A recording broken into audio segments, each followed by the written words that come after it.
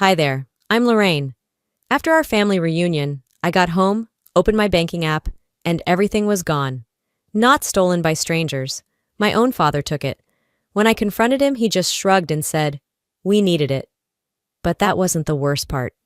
Turns out, this wasn't a one-time mistake. It was years of silent manipulation, fake emergencies, loans in my name, even teaching my niece to lie. And for the longest time I stayed quiet, because they were family. But now I wonder, how many times did I mistake love for loyalty? The smell of charcoal and overcooked ribs still clung to my shirt as I stepped out of my parents' house and into the thick Boise heat. It was that kind of family reunion, the kind where everyone hugs too hard, asks too much, and gives too little.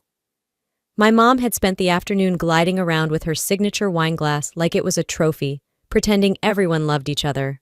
My dad, Ricky, mostly sat with the TV on mute, occasionally grunting out his opinion about politics or the price of gas.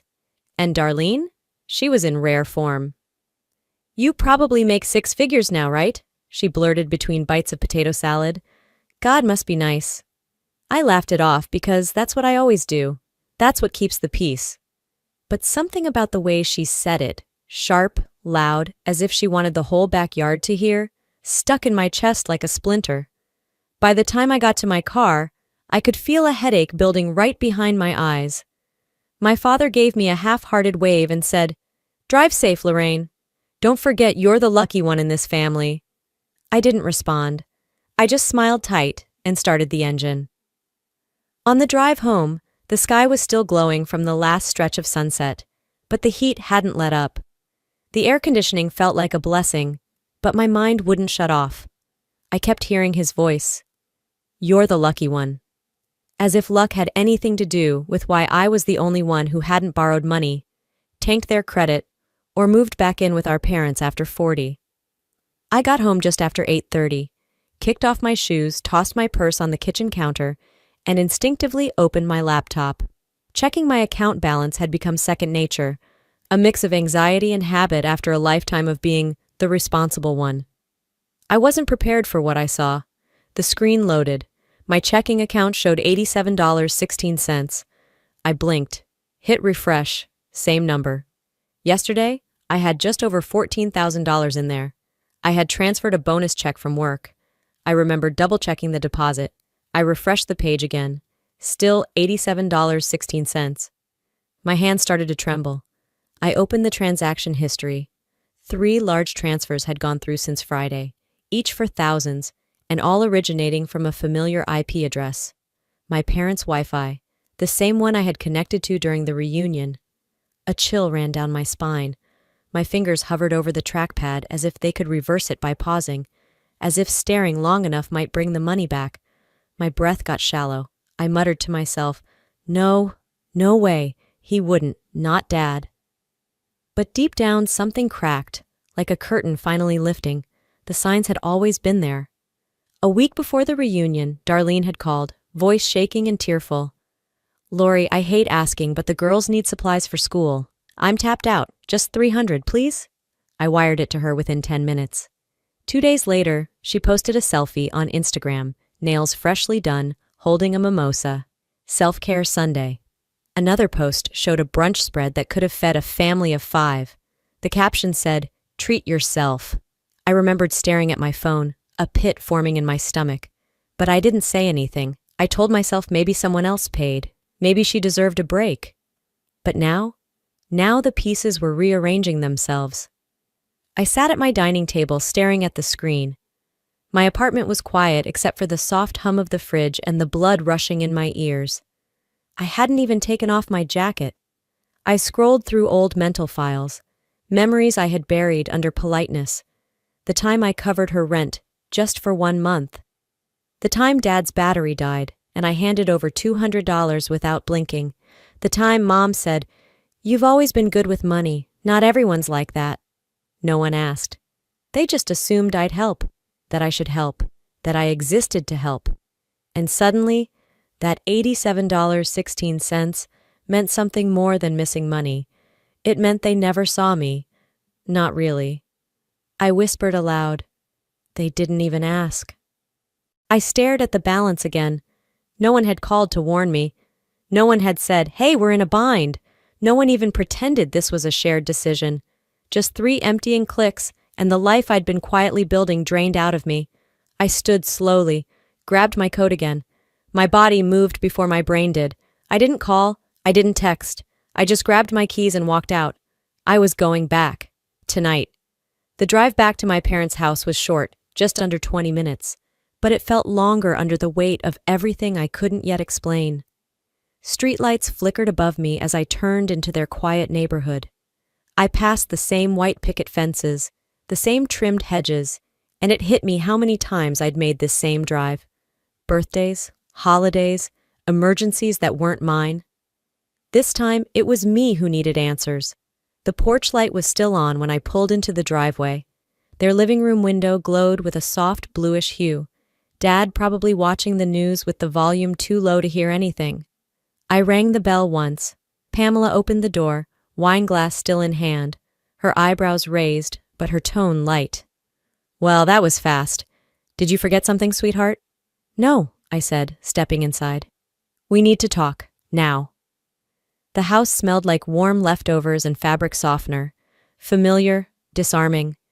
That was their trick. Make everything look normal on the outside, so you feel crazy for knowing it's not. Ricky barely turned his head from the couch. Darlene was stretched out on the armchair, scrolling on her phone like this was any other Sunday night. I didn't sit down. I stood in the middle of the room and said it. "My bank account is empty. Gone. All of it." Ricky didn't blink. Darlene didn't pause. Pamela frowned, tilted her head. "Oh, Lorraine, don't be so dramatic." I stared at her. "I'm not being dramatic, I'm being robbed." That got Ricky's attention. He took a sip of his beer and finally looked at me. "We needed it." I blinked. Darlene sighed like I had just inconvenienced her. "You're seriously going to throw a fit over money? You don't have a mortgage, no kids, no one depending on you." Pamela chimed in gently. "They were struggling, honey. Sometimes things happen. We didn't want to ask." "You didn't ask," I snapped. "You just took." Ricky shrugged, like that made sense. "You've always helped before. What's different now?" I didn't know whether to laugh or scream. "I helped because I chose to, not because you stole from me." "You're blowing this out of proportion," Darlene said, finally setting her phone down. "It's not like we ran off to Vegas. We paid bills, groceries, rent, survival." Pamela sat on the edge of the recliner and sighed, like I'd accused her of something unthinkable. "It's just money, Lorraine." "No," I said, voice low. "It's trust, and you broke it." The room went quiet for a beat too long. Then Ricky said, "You didn't say we couldn't." I stared at him, blinking hard. "Because I didn't know I had to." Darlene rolled her eyes. "Maybe next time don't leave your login info open on the family computer. I mean, that's kind of on you." There it was, that casual cruelty, that entitlement dressed up like logic. I glanced around the room. No one looked ashamed, no one apologized. They just looked annoyed, like I was making things uncomfortable for daring to care that they emptied my savings. They'd taken the money. Now they wanted to take the narrative, too. I didn't raise my voice. I didn't cry. Instead, I turned, grabbed my purse, and walked to the door. Ricky called after me. "So that's it? You're just leaving?" I didn't even glance back. "This isn't a misunderstanding," I said. "It's theft." And none of them tried to stop me. I stepped into the night air, the silence louder than any argument. As I walked to my car, the question looped in my head like a song I couldn't turn off. How long have they seen me as their backup plan? By the time I got home, the city had already gone quiet. Boise after dark was always oddly still, like it was trying to keep its secrets.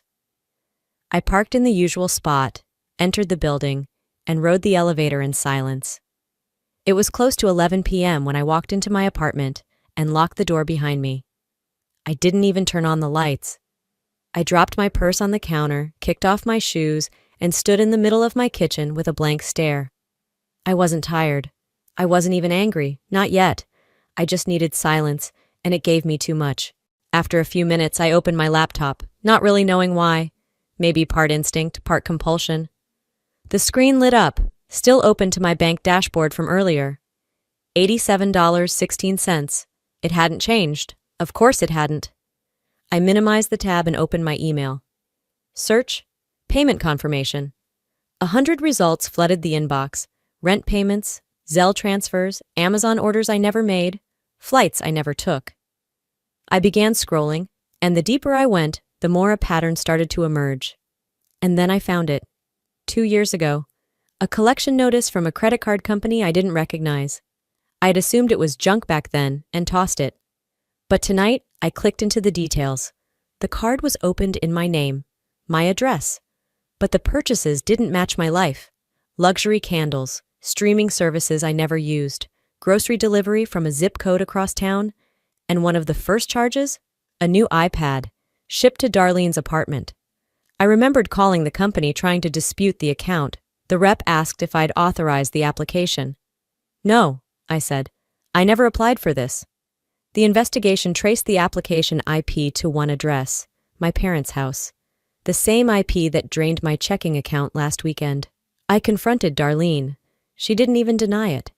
It was a temporary thing, she'd said, sipping iced coffee like this was just another Tuesday. You weren't even using your credit. I figured it wouldn't hurt anything. I paid the balance to shut it down. Then I buried it, like always. Back then, I told myself it was a fluke, a bad judgment call. Family does stupid things sometimes. But now I wasn't so sure. I sat down slowly, pulled my hoodie over my knees, and clicked into my photo folder titled Family. Scrolling through birthdays, holidays, blurry selfies from over the years, I remembered the second hit. 6 months ago, a phone call at midnight. Darlene sobbing. Lori, it's Addison. She's really sick. Pneumonia. I don't have enough to cover the urgent care copay. Please. I'd sent $600 that night. No hesitation. 3 days later, Addison posted a TikTok from Lake Tahoe, dancing in a hotel robe, spinning in circles with her cousin by the pool. I called Darlene and asked, Wait, was she even sick? Her answer burned into my brain. Oh my God, you're always so suspicious. We just needed a break. Sorry we didn't clear it with you, Miss IRS. I didn't respond. I didn't demand it back. I just went quiet again. I don't know what was worse, that she lied or that I had believed her so easily. I looked around my apartment. The place felt smaller now, like the walls were closing in with every memory I had tried to forget. I opened a blank spreadsheet. Category, rent paid for others. Amount, $800. Category, Darlene's car battery. Amount, $250. Category, emergency, school supplies. Amount, $300. I kept typing, cell phone bills, surprise birthday parties, gift cards, vet bills that weren't mine. I stared at the total. I wasn't angry anymore. I was clear. This had never been about one moment. It had never been about a single betrayal. It was a system. A quiet, manipulative running tab no one thought I'd ever question. I clicked Save As and typed the file name, Family Debt, Do Not Ignore. I sat back, feeling the weight shift inside my chest. This wasn't just money, it was respect, and they'd taken that too. 2 days passed. I didn't hear a word from them. Not a single text, not a voicemail, no apology, no defense. The silence felt tactical, like they were waiting for me to simmer down and pretend it never happened. But I wasn't the same woman they thought they could wear down. It was Thursday when I printed out every piece of evidence. Bank statements, credit alerts, identity reports. I slid the stack into a clean black folder, then set it on my kitchen table beside my keys. I stared at it for a full minute. It felt heavier than it was, like it carried every favor I never agreed to, every dollar I never offered, every time they mistook me for a doormat. By 6:45 that evening, I was parking across the street from my parents' house. I didn't pull into the driveway like usual. I wasn't here for dinner. I wasn't here for smiles. I was here for the truth. I stepped out, folder tucked under my arm. The grass was still damp from afternoon sprinklers. A breeze rattled the wind chimes hanging by their porch. I rang the bell once. Pamela answered, face drawn and unsure. You didn't say you were coming, she murmured. I'm not here to eat. She stepped aside without asking anything more. Ricky sat on the couch, reclined with a soda in hand. ESPN was playing at low volume. Darlene was in the corner chair, legs curled beneath her, scrolling like always. I didn't bother with greetings. I dropped the folder on the coffee table. The slap of it hitting the surface made Ricky flinch. "What's that?" he asked. "Proof," I said. "And the last time I'll explain anything." He chuckled, more annoyance than humor. "You're still on about that account?" "No," I replied calmly. "Now it's about all of them." I opened the folder and pulled the first page free. "Remember this? You co-signed a personal loan 18 months ago using my name. I didn't sign this." Ricky blinked. "You left your social on that tax form. I needed it. Fast. So you committed fraud and used my identity without asking." He didn't respond. Pamela stood in the doorway, arms crossed tightly. Her eyes said it all. She'd known. "We helped you," Ricky said. "We put food on your plate when you were in school. Paid for your books. You think all that came free?" "I've repaid you 10 times over," I snapped. "With silence. With rent when you were short. With gifts you never earned. You used me because I didn't fight back." Darlene finally looked up. "Oh, please. This whole victim act is exhausting. You act like we stole your soul." "No," I said, my voice sharp. "You stole something far more practical. My name, my future, my peace of mind." Ricky waved me off. "Don't act like you're some saint. We all do what we have to for family." I held up another document, co-signature verification. "I'm giving you 48 hours to fix this with the bank. Remove my name. Own it, or I report it." "You wouldn't," Pamela whispered. I met her gaze. "You want to bet on that?" Darlene stood, mouth twisting. "You're being cold, heartless even. What happened to us looking out for each other?" "What happened," I said, stepping toward the door, "is that you thought looking out for each other meant I never got to look out for myself." I grabbed the folder, tucked it under my arm again. Ricky tried one last time. "So what now? You gonna take your own family to court?" "If you ever use my name again," I said flatly, "I'll use yours. In court. On paper. On the record." No one spoke. As I pulled the front door open, I didn't look back. "You think guilt's going to keep me quiet?" I said loud enough to echo down the hallway. "Try me." Then I left, the door slamming shut behind me, not in rage, but in resolve. It had been a quiet week. Too quiet. No emails, no voicemails, no knocks at the door. I thought maybe, just maybe, they were letting it go. But on Saturday night, at exactly 8:03 p.m., a text lit up my phone from Pamela. "Lunch at 1 tomorrow. Just us. Let's talk like family." "Just us" had always been code for, "Let's sweep this under the rug without outsiders watching." I should have ignored it. But part of me needed to hear what their next excuse would be. So I charged my laptop, printed 3 things, and placed them in a manila envelope. Not as evidence. Not anymore. As closure. Sunday was warm, too warm for anything serious to happen, and yet, there I was, walking up the steps of my parents' porch at 12:59 p.m., envelope in hand, notepad of patience completely empty. The front door creaked open before I could knock. Pamela stood there in her apron, her hair curled like it was Easter brunch. "You came," she said, her smile stiff. "I did." The dining table was already set. 4 places. I guess just us meant them plus me again. Ricky looked up from his chair and gave me a small nod, like we were meeting for a board meeting instead of a reckoning. Darlene didn't say anything, just sipped from a glass of sweet tea, tapping her acrylics against the stem. I didn't sit. "We thought this would be a chance to reset," Pamela began, placing a dish of rolls in the center of the table, "to clear the air." "Clear it or twist it?" I asked. Ricky leaned back in his chair, arms crossed. "Look, none of us handled things perfectly, but dragging this out? It's just hurting everyone, especially you." "Hurting me?" I said. "You emptied my account and used my identity, but I'm the one making it worse?" "We're trying to move on," Pamela added, like this was a family disagreement over a burnt casserole and not financial fraud. Darlene finally spoke. "We don't want to fight, Lorraine. What's done is done. Let's not let money come between us." That was their version of peace. No apology, no ownership, just pressure to pretend. I sat down slowly, placing the envelope on my plate like it was part of the setting. "Funny you say that," I said, "because I ran into Aunt Debbie yesterday at the grocery store. She asked if I was still being as generous as always. Pamela's smile cracked for half a second. She said, I continued, that you told her I offered to cover Darlene's bills, that I was just being my usual big-hearted self. Pamela didn't respond. I pulled out the printout and slid it across the table. A screenshot. A message thread from her phone. One she hadn't deleted from the cloud. Her text to Aunt Debbie, dated 2 days after I confronted them. She's overreacting. She offered to help.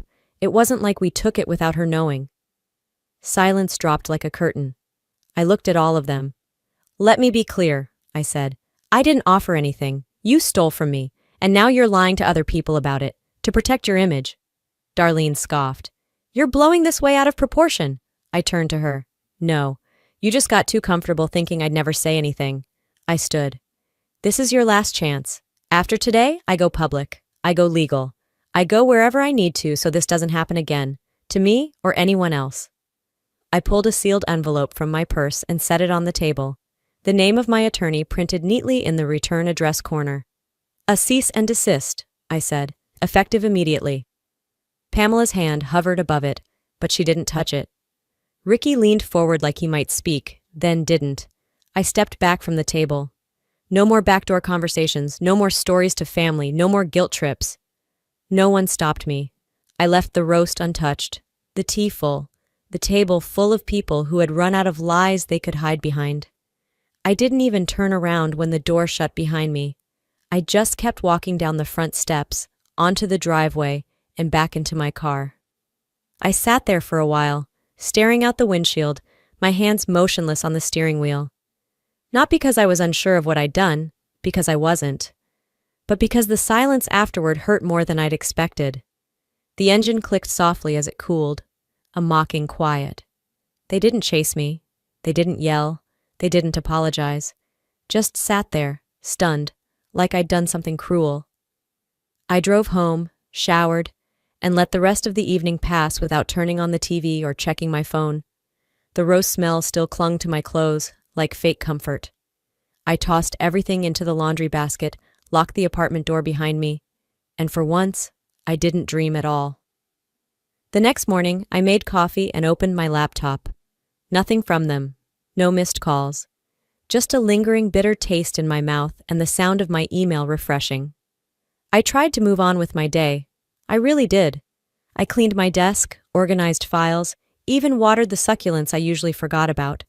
But the stillness was loud and heavy. By late afternoon, I agreed to watch Addison, Darlene's daughter, for a couple hours while she met with someone from her new job agency. Addison was dropped off with her usual hug and tablet in hand. She's all yours, Darlene chirped from the hallway. Thanks, sis. Sis. The word landed differently now. While Addison colored quietly at my kitchen table, I sat beside her to check the weather on her tablet. Just for a moment. The screen was already unlocked. A messenger window blinked in the background. Notifications piled in the corner. I shouldn't have looked, but I did. The group chat name was Carver Core. It had every name you'd expect: Darlene, Pamela, Ricky, even a cousin or two. At first it was family jokes, memes, baby photos. Then a thread caught my eye. Darlene. She's seriously lost it, like paranoid level nuts. Pamela. She was always sensitive. This is just her being dramatic again. Ricky. Girl gets a good job and thinks she's Queen of Idaho. We should have never let her go to college. And then, laughing emojis. From all of them. I sat frozen, scrolling. The messages dated back weeks. Weeks of mockery, while I was breaking inside trying to understand what I'd done wrong. Screenshots. I took them all, quietly, deliberately. My fingers didn't even shake. I locked the tablet and handed it back to Addison, who smiled like nothing in the world was wrong. They're not who you think they are, I whispered to myself. That evening, I made an appointment. The next morning, I sat across from my lawyer in his downtown office. His glasses rested on the edge of his nose as he read through the documents I handed him. The unauthorized loan, the group chat screenshots, the fake gifts they told people I'd offered. He looked up, brows raised. You're ready to move forward? I nodded. No more warnings. Draft everything. And the scope? He asked. All of them. Ricky, Pamela, Darlene. I want every single name tied to this mess addressed. Fraud, identity misuse, emotional coercion, financial abuse. He closed the folder, leaned back in his chair, and said the first calm thing I'd heard in weeks. You have a case, and it's airtight. As I stepped out of the building, the early afternoon sun hit me hard. It was too bright for the mood I was in. I stood there for a moment, letting the warmth sting. My phone buzzed. One new text, from Darlene. Did you seriously just subpoena Mom? I stared at the screen for a moment, then turned the phone off without replying. I walked down the street and didn't look back. It was 3 days after I walked out of my lawyer's office when the knock came. I wasn't expecting company. I wasn't expecting her. Addison stood at my door, backpack slung over one shoulder, her curls pulled into a messy ponytail, one shoelace dragging behind her. Hi, Aunt Lorraine, she chirped. Mom said I'm sleeping over tonight. I blinked. Darlene hadn't texted, hadn't called, just dropped her off. Again. Did she say when she'd be back? Nope, Addison said brightly. She said I could stay as long as you want me. It wasn't the first time Darlene treated me like unpaid childcare, but this time felt different. Strategic. Like she knew I'd be less likely to take legal steps while babysitting her daughter. I let Addison in. We baked cookies. Watched reruns of The Great British Bake Off. She giggled every time a contestant dropped something. For a moment, it almost felt normal, until it didn't. She held up her tablet while licking a spoon and said casually, Mom said not to tell you about the iPad. My hand paused over the cookie tray. What do you mean? She said Grandma bought it. But really, Mom got it with the card she keeps hidden. The one she said came from you. My heart stopped. She also said not to talk about my new phone, Addison added, licking frosting from her finger. Mom said it's better if you think it's a gift. I stared at her, at that sweet, honest face, and felt my stomach twist. This wasn't about money anymore. This was about shaping a child into a mirror of her mother's lies. That night, when Addison fell asleep on my couch with crumbs on her shirt and Frozen still playing softly in the background, I stood in the kitchen staring at the ceiling. Darlene wasn't just reckless. She was rewriting her daughter's sense of right and wrong. The next morning, I drove straight to my mother's house. Pamela answered the door, surprised to see me. Before she could speak, I said, Is Darlene here? She hesitated. She's in the kitchen. I walked in without waiting for permission. Darlene sat at the counter, sipping coffee like nothing was wrong. I know what you told Addison. She didn't flinch. What are you talking about? About the iPad, the phone, the credit card. You made her lie to me. Her eyes narrowed. She doesn't know how to keep her mouth shut, does she? I stepped closer. She's 10, Darlene. She's not your shield. She's not your cover story. You're teaching her that lying is how you survive. You're poisoning her. Don't bring my kid into this, she snapped, voice sharp and low. You brought her in the moment you dragged her into your web of lies. Pamela stepped between us, hands raised. Girls, this isn't helping anything. I turned to her. It should help, but you're still pretending this isn't serious. Ricky emerged from the hallway, already defensive. This is all going too far. You're breaking this family over some cash and bad choices. You don't get to use the word family, I said, shaking. Not after what you did with my name. Not after you laughed at me behind my back. Not after Darlene weaponized her own daughter. Pamela's voice cracked. Lorraine, this is family. No, I said, stepping back, voice cold and steady. This is abuse, and I'm done pretending it's not. I handed Pamela a document, another notice. Final. Legal. Binding. This was filed 2 days ago. All 3 of you are named. What happens next is no longer my decision. It's in the court's hands. Darlene's face paled for the first time. I swear you're acting like we killed someone, she whispered. I didn't respond. I didn't need to. As I turned to leave, I looked back at her one last time. If they won't stop you, I said, the court will. She didn't move. Neither did Pamela. Ricky folded his arms, but for once said nothing. And as I stepped out into the cold morning air, I realized something powerful. They weren't scared of losing me. Until now.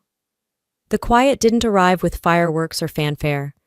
It didn't come in the form of an apology, a confrontation, or even a last-ditch effort to guilt me back into place. It just happened. like a light slowly dimming in a room I no longer wanted to be in.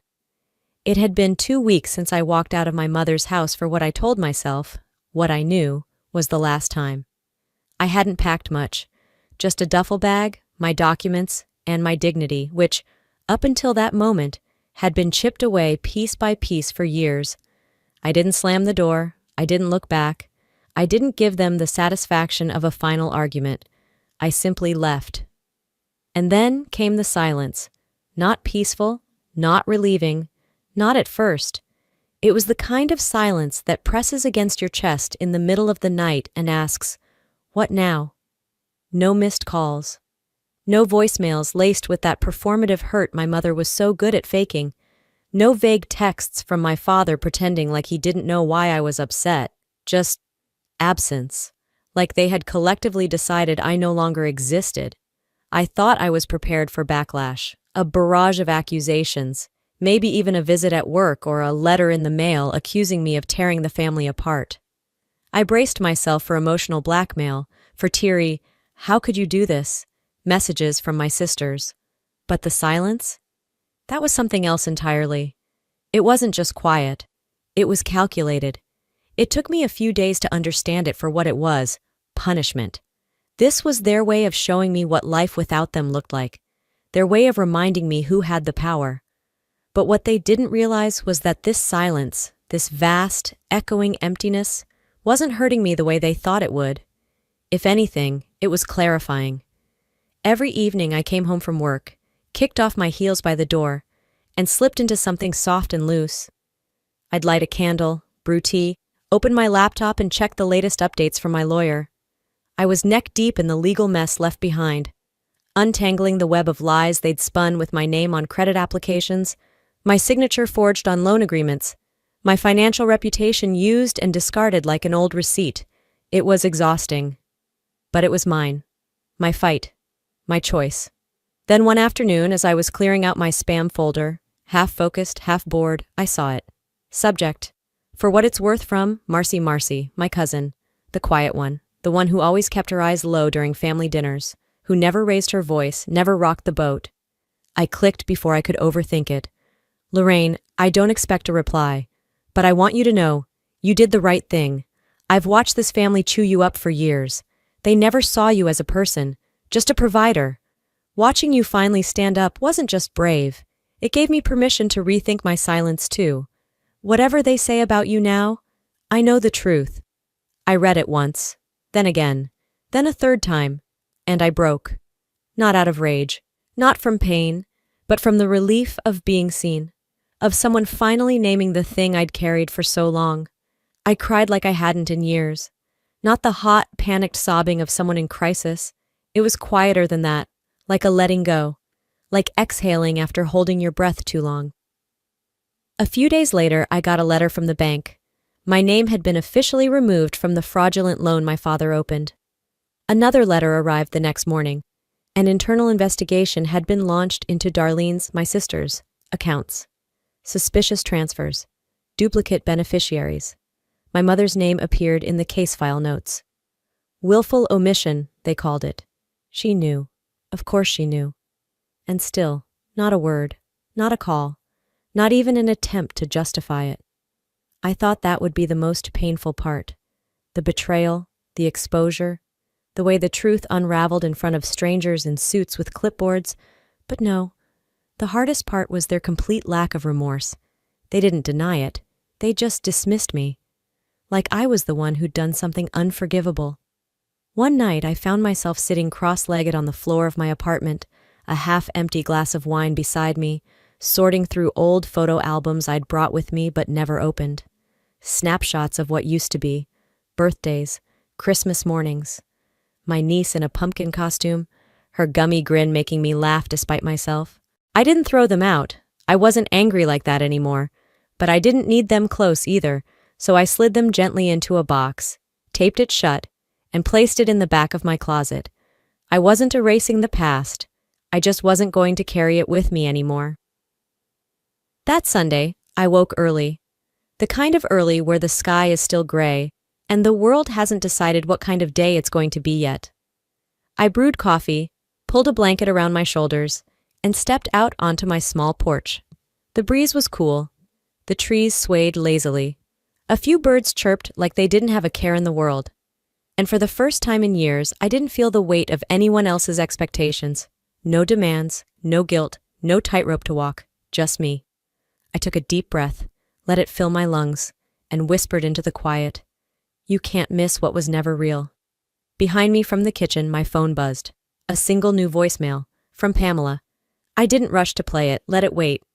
For once, I wasn't the one chasing closure. 3 months later, I was somewhere new. Not just geographically, though technically I'd crossed state lines, but emotionally, mentally, entirely. Eugene, Oregon wasn't all that different from Boise on paper. Similar weather, similar landscape. The same kind of trees, the same overcast skies that hinted at rain without ever quite delivering. But the air felt different here. Not just cleaner, but quieter. Like it had decided not to carry other people's expectations anymore. The street I lived on was unremarkable in the best way. Rows of small houses, neighbors who waved but didn't pry, and trees lining the sidewalks that had just begun to shed their golden leaves. I watched them fall from my second-story apartment window most mornings, slow and steady, like the world itself was learning how to let go, and maybe in some way it was. I worked out of a small co-working space just 2 blocks away. Nothing fancy. White walls, too many plants, and a playlist that alternated between lo-fi beats and soft acoustic covers of songs no one wanted to admit they still liked. There was a coffee shop across the street, and within 2 weeks, the baristas already knew my name and my order. Oat milk latte, no syrup. Life had become simple in a way I never thought was allowed. My mornings were no longer filled with passive-aggressive text messages or frantic phone calls. No last-minute errands for someone else's mess. No drama dressed up as obligation. Instead, I woke up to sunlight crawling through my curtains. I stretched. I breathed. I made breakfast slowly. I worked without dread. I ended my days without needing to brace for an emotional ambush. But not every day was light. Some mornings still came with a strange, hollow ache. Not panic. Those days were over. And not fear, exactly. It was softer than that, like a healed wound remembering the shape of the knife. That morning, the air was cold enough to make me reach for a sweatshirt. I poured a second cup of coffee, then stood still for a moment. The world was quiet. But inside, something stirred. And that's when I remembered it. The voicemail. The one I never played. I hadn't deleted it. I hadn't forgotten it, not really. I just postponed it. Buried it in a drawer with old receipts and half-used notebooks. But now, for some reason, I needed to hear it. Not for closure, just to stop wondering. I sat on the edge of the bed, the ceramic mug warming my fingers, and unlocked my phone. There it was, buried under newer messages from utilities and newsletters I never read. I pressed play. Pamela's voice came through, quiet, hesitant, like she didn't trust herself to say what she needed to. "Lorraine, I didn't know it would go this far. We never meant to hurt you, we always assumed you'd be there. You always were." A pause. Not long. Just enough space for me to realize she wasn't calling to apologize. "Your sister's not doing well. This has all been hard. Can't we just stop this?" There it was. Not remorse. Not even recognition. Just a gentle nudge back toward silence. Toward pretending. I didn't hesitate. I hit delete. The sound it made, a single clean click, was more satisfying than I expected. Like shutting a door. Like locking it. Like finally choosing not to let someone back in. Later that week, a plain white envelope showed up in my mailbox. No return address. The handwriting on the front was tidy, careful, not familiar. Inside, a check for $1,200 and a small folded note. "I know we've never spoken much, but I saw what happened. You stood up when the rest of us shut up. Years ago, you paid for things my brother should have handled. I never said thank you, so here's a piece of it. Late. You were brave. Kelly, Darlene's ex-husband's sister." I held the check between my fingers, stunned. Not by the money, though it was generous, but by the word. Brave. No one in my family had ever used that word about me, I was always responsible, reliable, selfish when I stopped being those things. But brave? That felt like the truth finally finding its voice. I didn't deposit the check right away. I left it on the windowsill above my kitchen sink, where the sun could fade the ink a little more each day. It wasn't about the money. It was about the fact that someone had seen the price I'd paid and acknowledged it. That night, I sat at my desk with a blank sheet of paper. Not typing, not texting, just a pen and the page. I didn't address it to anyone. Not my mother. Not Pamela. Not even Kelly. I wrote it for myself. You don't owe silence to anyone who harms you, not even if they share your last name, not even if they once tucked you in at night. You have every right to leave. You are not a villain for protecting your peace. I folded the letter neatly and placed it in the drawer of my nightstand, not as a keepsake, as a reminder. Later, I stepped out onto my small balcony with a mug of tea. The sky was turning that deep lavender shade right before it gives in to night, the kind of dusk that makes everything feel possible. I stood there, wrapped in a sweater, the steam rising in lazy spirals from my cup. No noise, no tension, no need to explain myself, just stillness. I sipped slowly, letting the warmth settle into my chest. No regrets, no revenge, just release. And then, as the rooftops blurred into silhouette and the last light sank below the trees, I whispered something I hadn't dared to say out loud. Not until now. I didn't lose a family. I lost a cage. And as I watched the breeze move through the trees like a quiet tide, I let the final thread of guilt unravel and disappear into the wind. Some people think family means forever. I used to believe that too, but here's what I've learned. Being related doesn't give someone the right to harm you. Love without respect is just control wrapped in guilt, and silence, no matter how noble it feels at first, only teaches others how far they can push you. I didn't walk away because I stopped loving them. I walked away because I started loving myself more. To anyone watching who's ever felt like a doormat for family, or been told to just let it go, you're not wrong for drawing a line. Boundaries are not betrayal, they're survival. And if this story hit something in you, maybe a memory, maybe a wound, I want you to know this. You are allowed to protect your peace. You are allowed to choose yourself. Even if it means walking alone for a while, it's better than walking wounded forever. Now, let me ask you something real. Have you ever had to choose peace over family? Do you believe loyalty has limits? I'd love to hear your thoughts. Drop a comment below and tell me where you're watching from. And if this story touched you even just a little, hit that 1 in the comments so I know you felt it too. And hey, if you want more stories like this, more moments that make you think, feel, and maybe even heal a little, subscribe to the channel so you don't miss the next one.